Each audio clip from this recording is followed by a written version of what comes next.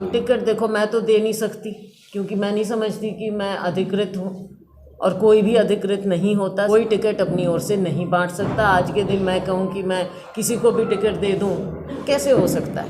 Congress party को सभी लोग मजबूत कर रहे हैं या केवल कोई अपने स्वार्थ के लिए राजनीति कर रहे हैं, तो कांग्रेस पार्टी को देखना पड़ेगा ना। मेरे नज़दीकी वही सब हैं जो कांग्रेस में और राहुल गांधी में हमारे नेतृत्व में निष्ठा रखते हैं, वो मेरे नज़दीकी हैं। तो आज वो हालात पैदा क्यों हुए कि हाथ जोड़ने की या हाथ से हाथ मिलाने की जरूरत क्यों हुई महसूस आज? हाथ जोड़ने में तो कोई बुरी बात नहीं है, देश की जनता सर्वोपरि होती है, लेकिन हम हाथ से हाथ जोड़ने की बात कर रहे हैं। आज के दिन जो देश में और हम अपने प्रदेश में भी देखें, जो स्थिति पैदा हो गई, गरीब आदमी की कोई पूछ करने वाला नहीं है, किसान की, मजदूर की, यहाँ तक कि जो पहले कहते थे कि शहर में लोग बेहतर स्थिति में होते हैं, लेकिन आज के दिन शहरों की भी बदहाली हो चुकी है।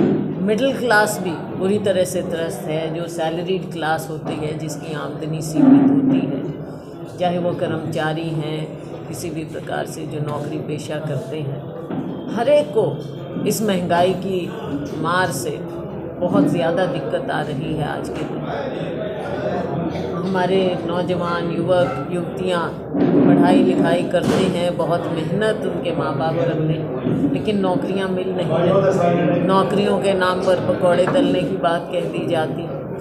न जाने कितने 2 करोड़ कहा था कि 2 करोड़ प्रतिवर्ष नौकरियाँ देंगे, आज वो नारा भी जुमला बनकर रह गया है। 15 लाख का जुमला तो बहुत पुराना हो चुका है। किसी भी नागरिक के हाथ में कोई भी इन्होंने सुविधा नहीं दी है आज के दिन। और हरियाणा में हम देखें, अभी हम देख रहे हैं चारों ओर फसल का जो बुरा हाल हुआ है, प्राकृतिक आपदा है, लेकिन सरकार को फौरी रूप से कुछ ना कुछ अनाउंसमेंट कर देना चाहिए ताकि हमारे किसानों को दिक्कत का सामना ना करना पड़े। ये ऐसी बातें होती हैं जो केवल एक संवेदनशील सरकार ही कर सकती है, लेकिन इस सरकार ने, भारतीय जनता पार्टी आरएसएस की केंद्र सरकार है, यहाँ पर भारतीय जनता पार्टी जजपा की सरकार है, ये इतनी संवेदनहीन सरकार है कि एक बार नहीं, इनके कार्यकाल में कितनी आपदाएं आई, लेकिन इन्होंने कभी भी आम नागरिक की, गरीब आदमी की, किसान की, मजदूर की कभी पूछ नहीं की। आज सभी वर्ग सड़क पर आ गए। अभी हमारे एक साथी ने भी यहाँ कहा कि जो जाता है, प्रदर्शन करना चाहता है लोकतंत्र में, वो प्रदर्शन करने का उसको अधिकार है, चाहे सरपंच है, चाहे कोई भी वर्ग है, लेकिन उनको केवल लाठियाँ मिलती हैं। जो विरोधी पक्ष है तंज कसता है कि कांग्रेस तो खुद ही विभाजित है, वो खुद ही नेता से हाथ नहीं मिलाते, एक नेता दूसरे के मंच पर नहीं चढ़ता तो दूसरों के हाथ मिलाने कहाँ निकले। बात यह है कि कांग्रेस लोगों के साथ जुड़ी है और लोगों की आवाज़ बनती है। कांग्रेस ही ऐसी पार्टी है जिसमें एक लोकतांत्रिक पार्टी होने के नाते सभी लोग अपना अपना कार्य करते हैं और सब कर रहे हैं, कांग्रेस को मजबूत कर रहे हैं। जो ये गुटबाजी है ये तो जग जाहिर है। अभी शैलजा जी, अभी उदय भान जी यहाँ आए थे और पोस्टर होर्डिंग हम भी देख रहे हैं, उदय भान जी नहीं हैं। और हुड्डा जी का जिस प्रकार आया, जिस प्रकार प्रचार किया जाता है कि फ्री हैंड भूपेंद्र सिंह हुड्डा, तो वहाँ इस प्रकार जो कांग्रेस, जिस प्रकार आप सभी नेताओं की आप बात कर रहे हैं, कैसे आप इसका दावा करते हैं कि देखिए, हम लोग तो मैं अपनी बात तो ज़रूर कह सकती हूँ कि कांग्रेस को मजबूत करने में ना हमने कभी कोई कसर छोड़ी है और ना छोड़ेंगे। और मैं दावा ये भी कर सकती हूँ, हमारा इतिहास आप देख लीजिए, हमने तो कभी कांग्रेस एक दिन के लिए छोड़ी नहीं, कभी हमने कांग्रेस के अलावा कहीं और देखा नहीं, तो हमारे ऊपर तो ये सवाल कभी उठ ही नहीं सकता है। कौन है? तो देखो, पार्टी बड़ी है, इसमें बहुत से लोग आते हैं जाते हैं, लेकिन निष्ठा हमें कांग्रेस पार्टी के प्रति और अपने नेतृत्व के प्रति, राहुल गांधी जी हैं, खड़गे जी हैं, नेतृत्व के प्रति, विचारधारा के प्रति हमने अपनी निष्ठा रखनी चाहिए और रखेंगे, तभी मजबूत होगी कांग्रेस भी और हमारा लोकतंत्र भी मजबूत होगा। और हरियाणा की आवाज़ भी हम तभी बन सकते हैं क्योंकि हरियाणा के लोगों को बहुत सी उम्मीदें हैं हमसे, कांग्रेस के लोगों से।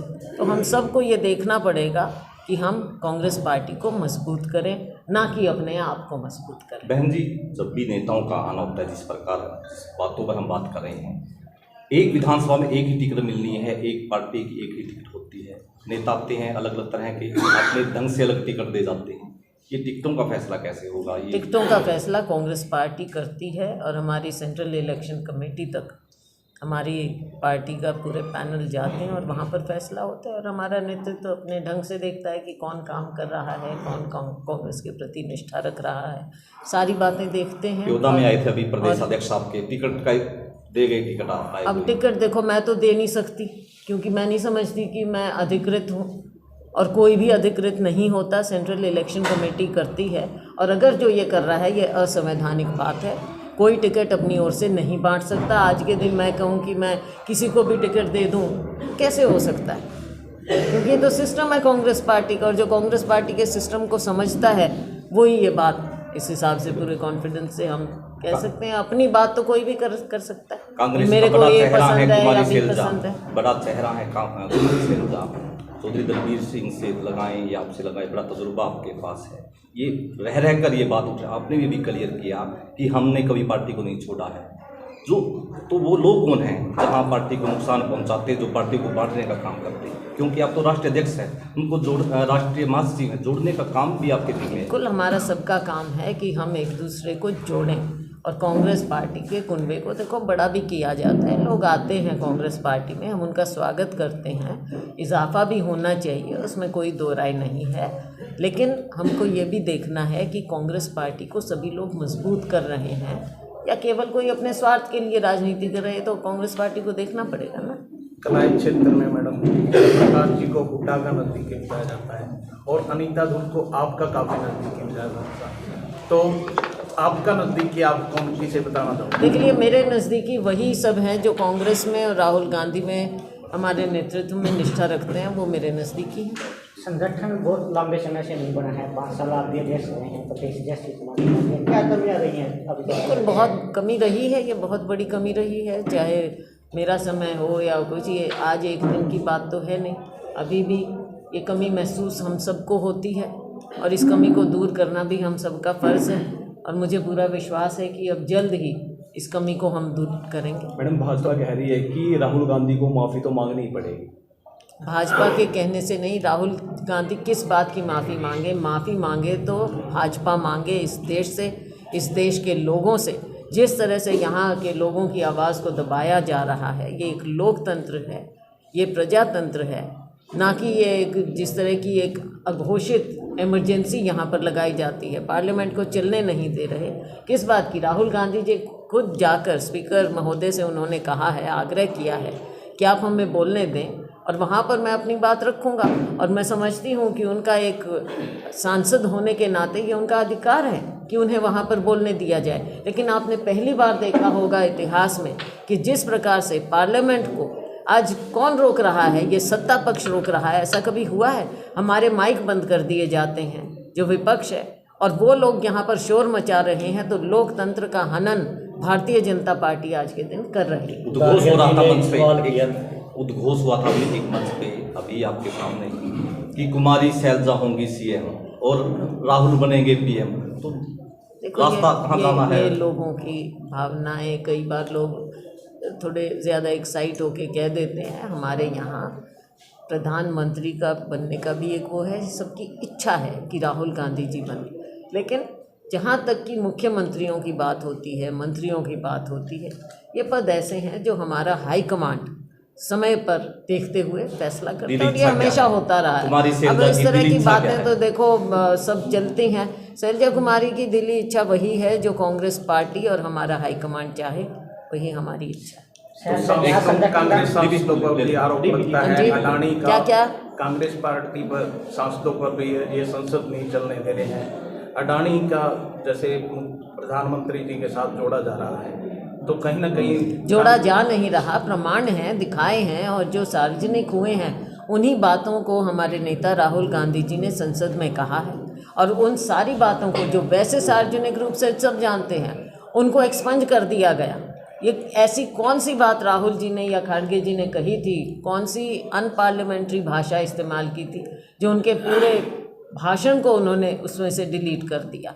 तो ये कोई बातें नहीं है, जो जग जाहिर बातें हैं उनका जवाब दें। जो बातें उठी हैं ये तो इनको पहले ही आगे बढ़कर कहना चाहिए था कि हम पाक साफ हैं और हम इन बातों को साफ कर देंगे, हम जेपीसी बैठाएंगे। सरकार क्यों डरती है? क्यों पीछे हटती है जेपीसी बैठाने से। सवाल एक किया था जी कि हाथ से हाथ जोड़ो, लेकिन आपके नेता एक दूसरे के मंच को साझा नहीं करते, उससे हाथ जोड़ अपने हाथ पहले सब मजबूत करते। ये ज़रूरी नहीं होता कि सभी मंचों पर साथ हों। कांग्रेस पार्टी के मंच पर सभी लोग कांग्रेस पार्टी को मजबूत कर रहे हैं। लेकिन मैडम ऐसी यहाँ और आपने देखा कि जब राहुल गांधी जी की भारत जोड़ो यात्रा यहाँ से गुजरी है, सभी लोग, चाहे वो नेता हो, कार्यकर्ता हो, चाहे आम जनता हो, सभी लोग उसमें। कलाई क्षेत्र से 2 ही महिला आज तक विधानसभा में जैसे एमएलए बन पाई है, तो जैसे गीता भुक्कल जी और उससे पहले थी, तो आगे क्या? देखो, हम चाहेंगे और हमारा संविधान भी, कांग्रेस पार्टी के संविधान में अभी संशोधन हुआ है कि हम अपने संगठन में महिलाओं को जगह देंगे। आने वाले समय में हम चाहते हैं कि ज़्यादा से ज़्यादा महिलाओं को टिकट मिले, और यही राहुल जी भी चाहते हैं कि महिलाओं को अधिकार और ज़्यादा मिलने चाहिए। हमारा प्रयास होगा कांग्रेस पार्टी में।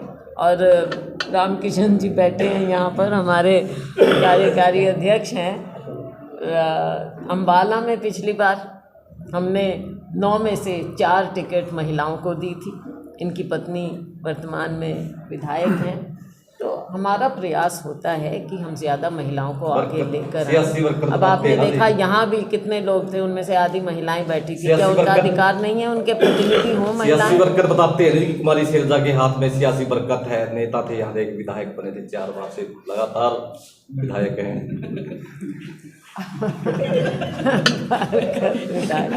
देखो, विधायक तो जनता बनाती है, जनता का जिसके ऊपर आशीर्वाद होगा लोकतंत्र। मैडम, हम ऐसी सीट पर मौजूद हैं जो अपने आप में आज के टाइम पे हॉट है, तो तमाम टिकटार्थी भी हैं। ऐसे में आप अनीता धूप की दावेदारी को कैसे देखती हैं? देखो, दावेदारी रखना ना तो बुरी बात है, मैं तो इसे आज हमारे जो पब्लिक का पार्टी के feedback लिए, मिला है, उसके अनुसार लोकतंत्र के लिए अच्छी बात मानते हैं। इसमें टिकट ना आप बांट सकते, ना कोई और बांट सकता, कोई अनाउंस कुछ भी करें। उस समय कांग्रेस पार्टी पूरा देखते हैं, सर्वे भी कराते हैं, हाईकमांड अपना अलग करवाते हैं, और आगे उस समय पार्टी देखेगी। लेकिन काम जो करेगा वो काम छिपेगा भी नहीं। जो काम कर रहा है ज़मीन पर, उसका काम बोलता है, और काम बोलना भी चाहिए, और उनकी दावेदारी उनका अधिकार है। कभी कभी अनाउंस करने वालों को ही नहीं मिलती, ये कोई सर जरूरी यहाँ आप बोल रहे हैं पार्टी देखेगी, पार्टी ने प्रदेश अध्यक्ष जब ये दावा कर देते हैं तो फिर कहाँ से पता है? हाँ जी, जब पार्टी प्रदेश अध्यक्ष ऐसी घोषणा कर देते हैं कि हमारा उम्मीदवार ये हो सकता है, तो आप देखो, मैंने पहले जवाब दे दिया। हमारे कांग्रेस पार्टी का एक सिस्टम होता है, जिस सिस्टम के तहत टिकट मिलती है। मैडम, कांग्रेस हरियाणा के पूरे इंडिया की बात की जाए, हाथ से हाथ जोड़ो यात्रा या फिर तमाम जैसे रैलियाँ की गई हैं, क्या बदलाव आएगा इंडिया या हरियाणा की बात की जाए तो? मुझे पूरा विश्वास है, जनता देख रही है, जनता ऊब चुकी है, और अंदर ही अंदर लोगों में एक गुबार है और एक उफान है, जो समय पर लोकतंत्र में लोग समय पर दिखाते हैं। हम जहाँ भी जाते हैं, आप हरियाणा की बात आप देख लो, देखो, क्योंकि आप लोगों का ये दायरा है, आप खुद महसूस करते होंगे कि लोग ये चाहते हैं कि कांग्रेस पार्टी की सरकार आए। मैडम, हरियाणा के अंदर बरसात हुई है, फसलें खराब हुई है, किसानों की उम्मीद क्या लगाते हो सरकार से, और क्या फसल पर मैडम फसल बर्बाद हुई है, बरसात हुई है किसानों जी, की? नहीं, देखो, हम उम्मीद ये करते हैं कि सरकार को फ़ौरन किसान हितैषी होकर, क्योंकि अगर किसान मरता है, गरीब मजदूर मरता है, हमारी पूरी अर्थव्यवस्था ठप हो जाती है सारा, क्योंकि हमारा कृषि बाहुल्य प्रदेश है, कृषि बाहुल्य देश है। अगर किसान कमज़ोर होता है तो हम मजबूत नहीं हो सकते। ये सरकार इतने कर्ज़े ले रही है, कर्ज़े में दब रही है, लेकिन इसको फ़ौरन किसान की सुध लेनी चाहिए, उसका जो नुकसान है उसकी फ़ौरन भरपाई करनी चाहिए, ना कि गिरदावरी के चक्कर में। मैडम, हरियाणा में बीजेपी कह रही है कि कांग्रेस कितना जोर लगा ले, सत्ता में फिर भाजपा आ रही है। देखो, कहना उन्होंने तो 70 पार भी कही थी, आगे 70 पार देख लिया आपने।